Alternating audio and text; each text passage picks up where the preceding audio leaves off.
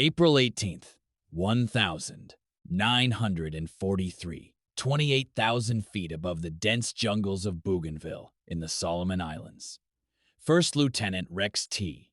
Barber scanned the vast Pacific sky from the cockpit of his P-38 Lightning. The sun was climbing toward its zenith, casting a harsh noon light. Around him, the twin Allison V-1000, 710 engines hummed in perfect synchronization. A steady, reassuring drone. His wingman maintained a strict formation, holding position exactly 200 yards to starboard. They were part of a flight of 16 P-38 seconds flying top cover, patrolling 4,000 feet above the bomber escort mission below. The calm was shattered by the crackle of the radio. Bandits, Zeros, 10 o'clock high. Barber's head snapped to the left. What he witnessed caused his breath to catch in his throat. It wasn't 10 zeros. It wasn't 20. It was 40, perhaps even more. They were pouring down from 32,000 feet in a terrifying, cascading spiral. The morning sun glinted off their wings like falling silver rain. The enemy held every advantage: altitude, numbers, and position. In aerial combat, these were the factors that determined who lived and who died. The massive Japanese formation split. Half of the enemy fighters drove toward the bombers below, while the other half, 20 Zeros, rolled inverted and dove directly at Barber's flight. Their closing speed exceeded 600 miles per hour. Barber had exactly 3 seconds to make a choice. He could follow established doctrine and maintain altitude for mutual support, or he could do the one thing every P-38 pilot had been explicitly forbidden to do since the Lightning entered service 18 months earlier: dive. This would not be a tactical descent or a controlled attack angle, but a full-power, vertical, compressibility-risking plunge. A dive that could rip the tail off a P-38 at speeds exceeding 500 miles per hour. This was the maneuver that had killed test pilots.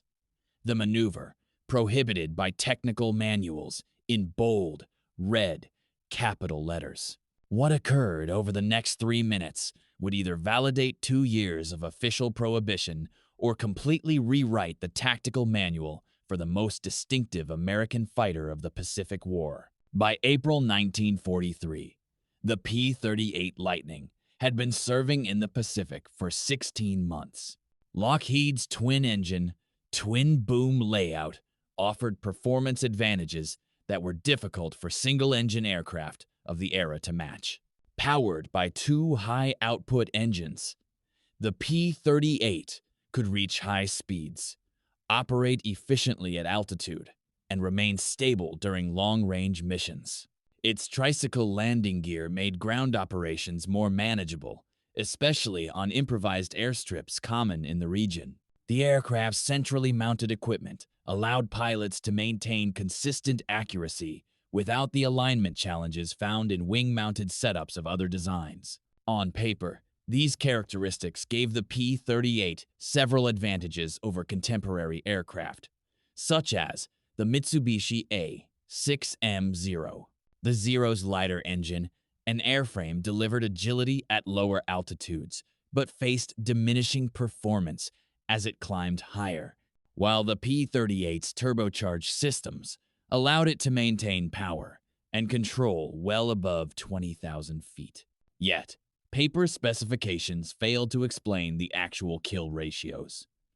During the first year of Pacific operations, P-38 pilots reported frustrating engagements where Zeros escaped or successfully counterattacked. The issue was not the Lightning's speed or firepower. It was compressibility.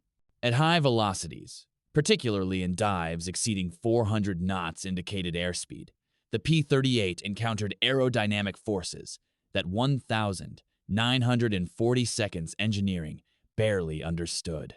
Shock waves formed over the thick center section of the wing, causing the horizontal stabilizers to lose effectiveness. The control column would freeze solid. Pilots reported tuck under, a terrifying phenomenon where the nose pitched down uncontrollably.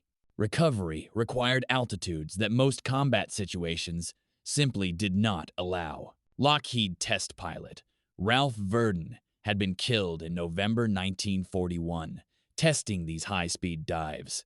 His P-38 entered an unrecoverable dive at 20,000 feet and impacted the ground at an estimated 550 miles per hour. The Civil Aeronautics Board investigation concluded that compressibility had rendered the controls useless.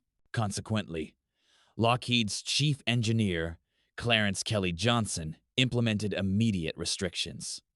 No dives exceeding 400 miles per hour, no prolonged high-speed flight, and no combat maneuvers that risked the onset of compressibility. These restrictions were formalized in Technical Order 0175 Farads 1, distributed to every P-38 squadron. Pilots were explicitly told that the Lightning's advantages lay in speed and altitude, and that they must use them but never dive vertically after enemy aircraft. They were warned never to attempt to follow diving zeros, as the risk of losing control far exceeded any tactical benefit. Japanese pilots discovered this restriction quickly. Intelligence summaries derived from captured documents revealed that Zero pilots were briefed on this specific weakness. They were taught that the twin-engine American fighter would not follow steep dives, and therefore, the standard doctrine was to dive away when engaged. If a P-38 gained an attacking position, the Zero pilot would simply roll inverted and dive vertically. The P-38 would not follow. The Zero would escape, pull out at low altitude, and either re-engage or withdraw. By the spring of 1943, this pattern was killing Americans. The 347th Fighter Group reported that 60% of engagements ended with Zeros escaping via vertical dives. Similarly, the 475th Fighter Group documented 17 separate engagements where P-38 seconds held every tactical advantage, altitude, speed, and position, only to watch their targets escape downward. Major General George Kenney, commander of the 5th Air Force, demanded solutions. Lockheed engineers were working on dive flaps, small surfaces designed to disrupt the airflow, causing compressibility, but production and installation would take months, and combat was happening now. Some pilots chose to ignore the restrictions. They dove anyway, risking their lives and their aircraft to stay with fleeing Zeros. Most recovered successfully. Some did not. In February 1943, a P-38 from the 39th Fighter Squadron disintegrated at 15,000 feet during a high-speed dive. Witnesses reported seeing the tail separate first. The pilot had been chasing a Zero. The official response remained unequivocal: follow procedures. However, the unofficial response, whispered in ready rooms across New Guinea, was different. The Lightning could survive the dive if you knew how, if you understood where the edge was and how to stay on the right side of it. It required a willingness to bet your life that you understood your aircraft better than the engineers who designed it. Most pilots were not willing to take that bet. This doctrine held until April 18, 1943, when 40 Zeros appeared above Bougainville, and one pilot decided that doctrine was more dangerous than compressibility. Japanese intelligence assessments from early 1943 characterized the P-38 as technically advanced but tactically limited. Captured documents, translated after the war, revealed the specificity of their understanding. The twin-engine fighter possesses superior speed above 6,000 meters, but cannot maneuver aggressively at high velocity. Pilots exhibit reluctance to pursue diving attacks. Exploit this weakness consistently. They were not wrong. American pilots were reluctant, and the reasons were documented in morgue reports and accident investigation files. Compressibility was not theoretical. it killed. The Zero, meanwhile, excelled in the dive. Its lightweight construction, just 5,313 pounds empty, compared to the P-38's 12,700 pounds, meant lower terminal velocity and less aerodynamic stress. The Zero could dive vertically from 25,000 feet to 5,000 feet, pull out smoothly, and retain enough energy for immediate re-engagement. Japanese pilots used the tactic with confidence born from hundreds of successful escapes. What made the situation particularly devastating was the tactical implication. Air superiority requires not just shooting down enemy aircraft, but denying them the ability to accomplish their missions. If Zeros could escape any engagement by diving, they could always regroup, always return, and always threaten bombers and ground forces. The P-38's speed advantage meant nothing if it could not force decisive engagement. American pilots tried alternatives. Some attempted to anticipate the Zero's dive and position themselves below the enemy formation, but this forfeited the altitude advantage, the Lightning's primary strength. Others tried prolonged tail chases, following Zeros in shallow descents, where compressibility was less severe. However, Zeros could reverse these situations, using their superior turning radius at medium speeds. Training emphasized patience and discipline. Maintain altitude. Don't chase. Wait for another opportunity. But patience meant watching enemies escape, and discipline meant allowing Zeros to break contact and potentially attack other American formations. The psychological toll mounted as pilots reported engagement after engagement, where they had him but couldn't finish. By April 1943, the 339th Fighter Squadron, Rex Barber's unit, had lost 4 pilots to Zeros that had initially been at a disadvantage. The pattern was consistent. The P-38 achieved a favorable position. The Zero executed a violent dive. The P-38 declined to follow, and the Zero escaped to reposition and attack from an unexpected angle. Pilots were dying not because the Lightning was inferior, but because doctrine prevented them from pressing their advantages. What the Japanese did not know was that some American pilots were experimenting with off-the-record test dives, careful explorations of the compressibility envelope. They discovered that the technical orders were conservative, necessarily so given the stakes. The P-38 could survive higher speeds than officially permitted. It could dive more aggressively than the manuals allowed. The margins were thin, but they existed. This knowledge spread through informal networks. Experienced pilots shared techniques. How to feel the control stiffening. How to anticipate the tuck under. How to use trim tabs to maintain some control authority, and how to begin recovery early enough to avoid impact. None of it was official. All of it was forbidden. But when 40 Zeros dove from 32,000 feet on April 18th, Rex Barber wasn't thinking about technical orders. He was thinking about the 16 P-38 seconds under his protection, and the bombers below that depended on them. Sometimes, doctrine is more dangerous than the enemy. Rex Barber didn't ask permission. There wasn't time. The Zero formation split like a breaking wave. Half rolled toward the bombers, while the other half screamed toward his flight. He pushed the control column forward hard. The P-38's nose dropped. Both throttles went to war emergency power. The Allison engines roared, the turbo superchargers spooling up with a rising shriek. His airspeed indicator climbed past 280 miles per hour. Barber held the dive angle at 70 degrees. His wingmen hesitated for 2 seconds, then 3 before following. The rest of the flight held altitude.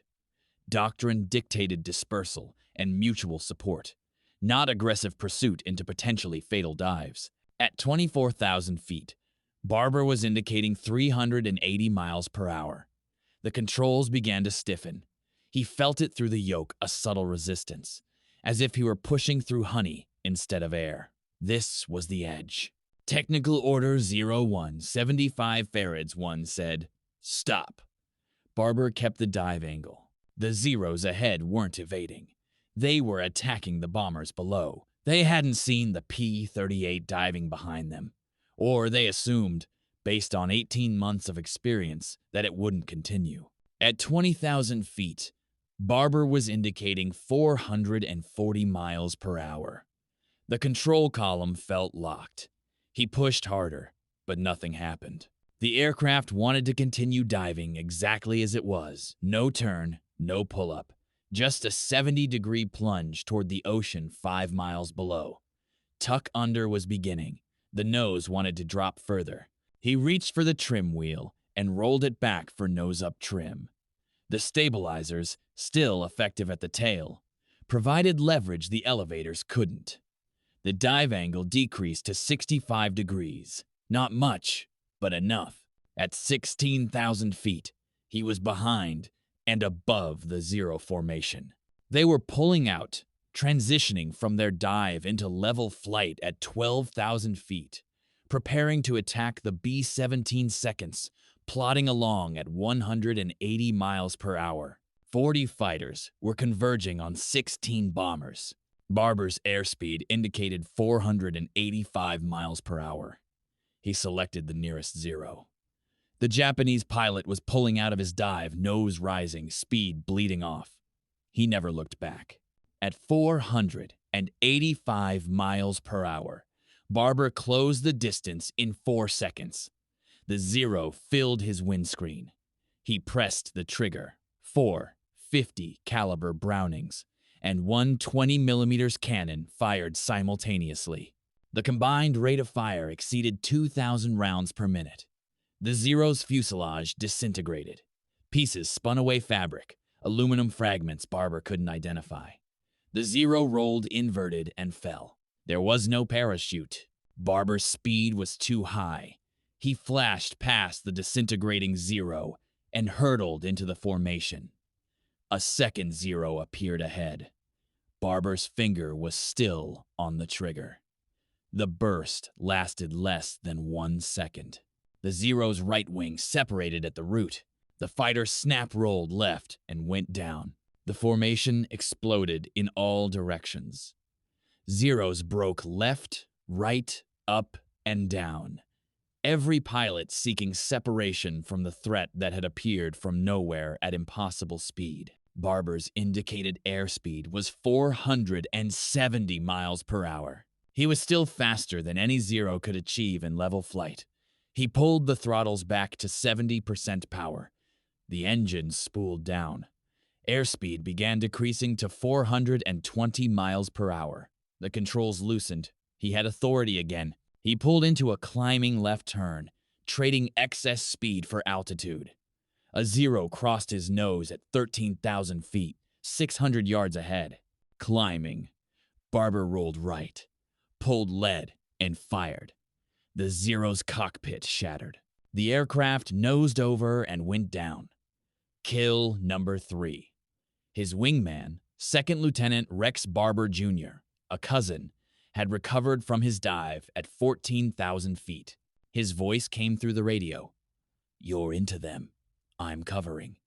The younger Barber positioned himself above and behind, watching for counterattacks. Barber spotted 2 Zeros attempting to regroup at 11,000 feet.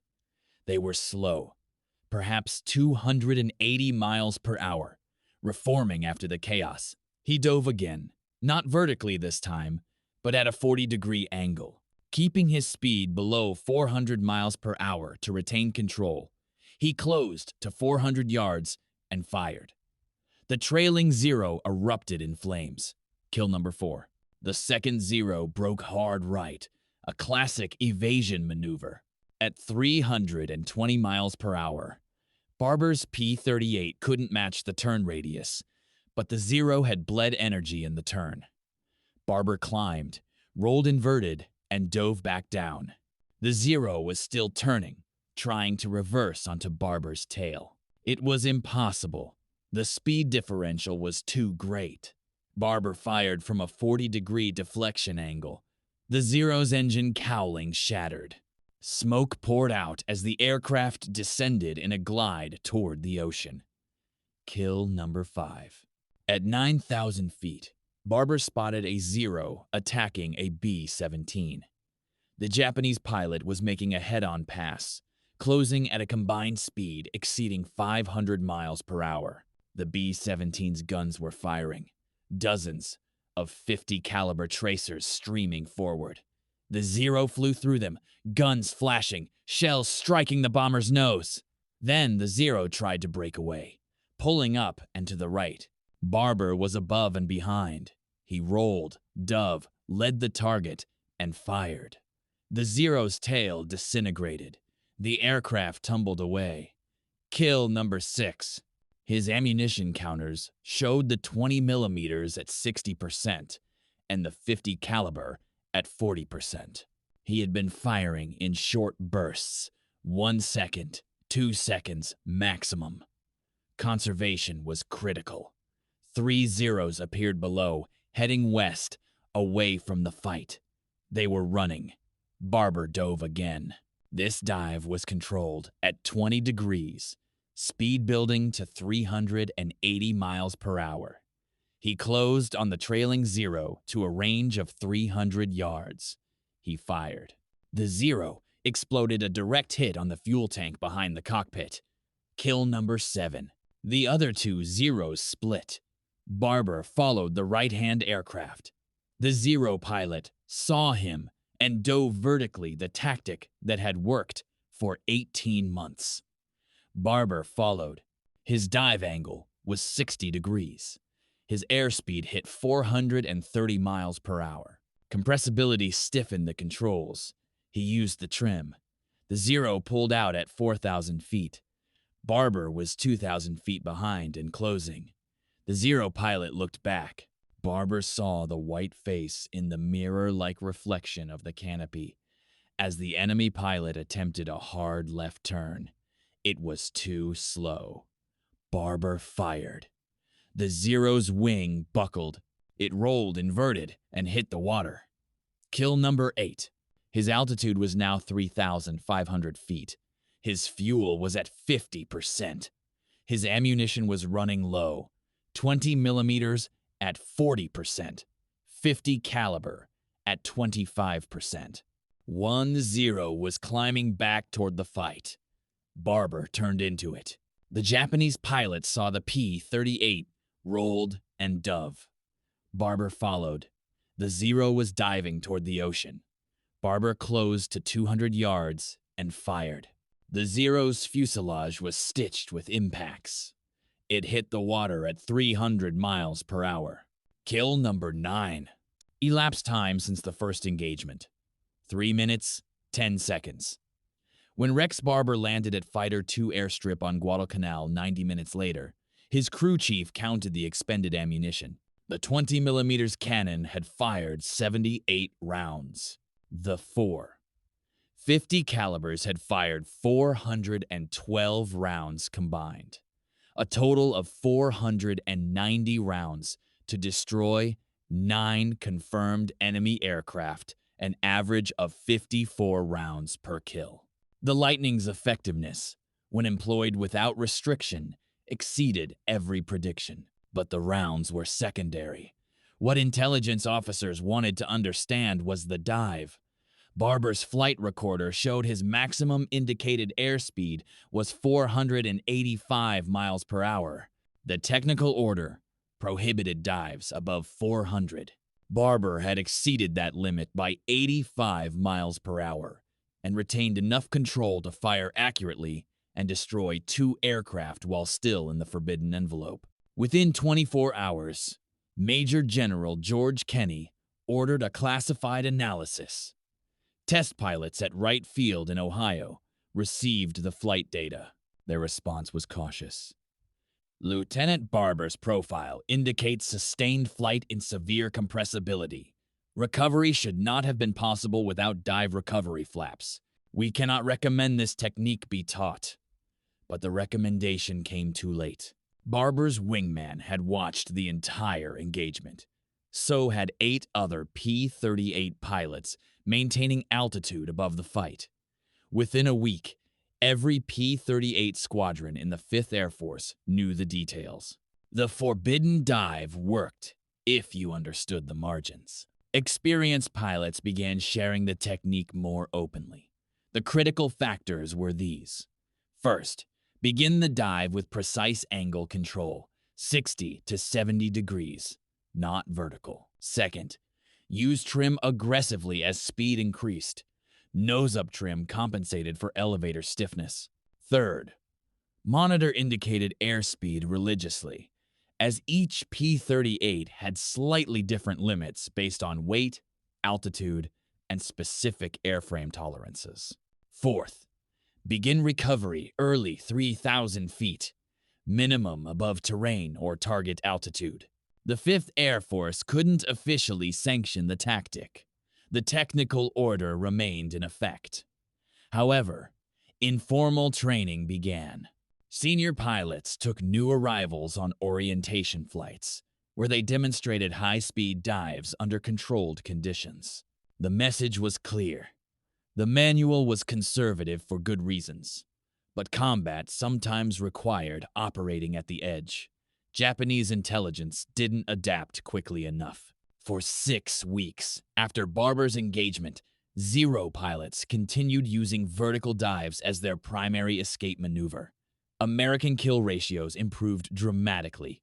The 475th Fighter Group reported that successful Zero escapes dropped from 60% to 12% between April and June 1,943. The 49th Fighter Group documented 17 engagements where P-38 seconds pursued diving Zeros and achieved kills in 14. By July, Japanese tactical bulletins acknowledged the change. The twin-engine American fighter now follows aggressive dives. Previous escape techniques are ineffective. Avoid engagement when enemy possesses altitude advantage. The advice was sound, but operationally devastating. If Zeros couldn't safely engage P-38 seconds with altitude, they couldn't effectively intercept high-flying bombers. The long-term solution arrived in August 1943. Dive recovery flaps. Lockheed engineers designed electrically actuated flaps mounted under the wing center section. When deployed above 300 miles per hour, they disrupted the airflow, causing compressibility. Test results were dramatic. P-38 seconds could now dive to 500 miles per hour indicated and retain full control authority. But installation took months. Retrofit kits had to reach forward bases, and mechanics had to install them under field conditions. The modified P-38 seconds, designated P-38 joules, didn't reach full distribution until December 1943. For 8 months, the P-38's effectiveness in the Pacific depended on pilots willing to operate outside official limits. They called it riding the edge, flying faster than the manual allowed, but slower than physics forbade. The margin was narrow. 12 pilots died in compressibility-related accidents between April and December 1943. But the tactic destroyed over 300 Japanese aircraft that would have escaped under previous doctrine. Rex Barber's 9 kills in 3 minutes proved that the Lightning's greatest limitation was artificial, imposed by caution rather than capability. Rex T. Barber finished the war with 5 confirmed kills officially. The 9 Zeros destroyed on April 18th, 1943, were never formally credited. The reason was bureaucratic. No witnesses could confirm individual kills during the chaotic 3-minute engagement, and Barber's gun camera had malfunctioned.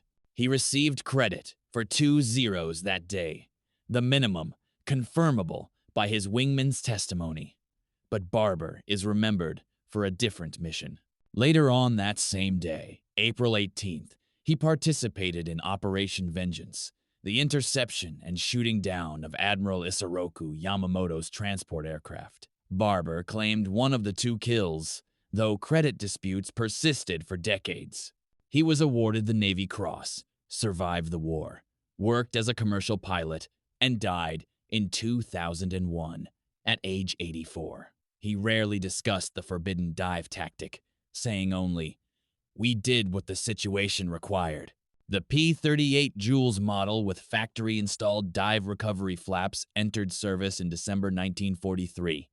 Performance specifications showed marked improvement. Maximum dive speed increased to 550 miles per hour indicated. Pilots reported full control authority throughout the envelope, and compressibility accidents dropped to near zero.